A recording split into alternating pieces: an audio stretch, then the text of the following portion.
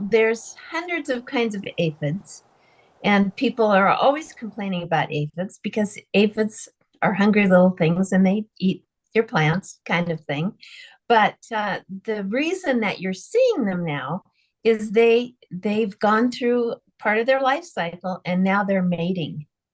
Normally, you don't see them flying around because they're eating stuff and they're staying close to the ground. They're in the cracks of the ash trees. And a lot of times, if you see ash trees on your property or wherever you are, and you see dark spaces, that's probably a whole bunch of them congregating. And so but they're flying because they're looking for love, you know.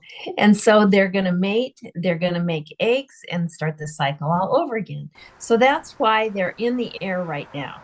And they're probably always there, but the way the light hit, you don't always see them. It depends on how the light's hitting it.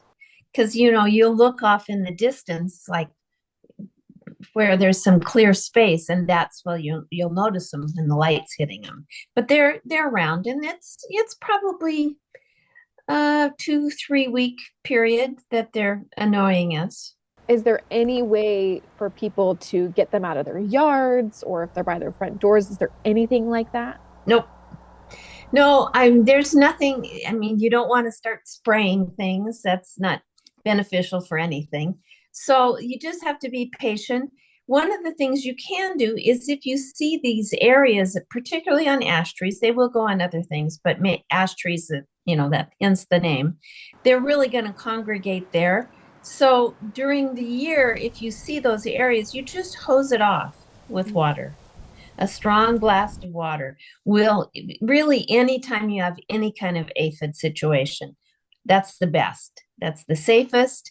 It knocks them out of their place. It breaks their little mouth parts and they can't climb back up. So that's the most ecological thing you can do. So to be more proactive is to do that throughout the year. Yeah, So it's not as bad maybe in October. right. And once we get a good hard freeze, a couple of them, they'll be gone. And you'll forget all about it until next year when you're walking and start choking on ash aphids. They aren't harmful, right? No, no.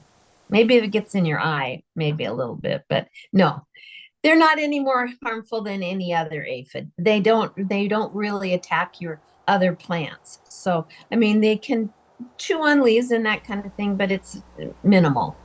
This is probably the shortest conversation about any insect we ever have.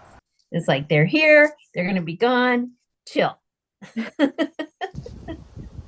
People always say, well, oh gosh, I've never seen this before. Well, they're here every year. So you just got lucky and missed them, I guess. I was actually at a friend's right about the time last year that this same thing happens every year.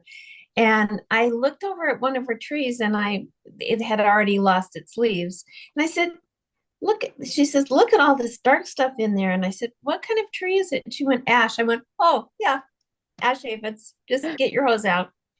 And it's not going to get them out of the air, but it might mean you have less next year. I always notice that they're not here in the morning, but they're always here by mid-afternoon. Is there a time of day they come out more? I would imagine they're probably getting more active as it warms up. So early in the morning, they're kind of hunkered down and they're out there laying eggs. So, I don't know how many chances maybe they get more than one chance to mate. I'm not sure, but yeah, most insects you will see are more active when it warms up a little bit.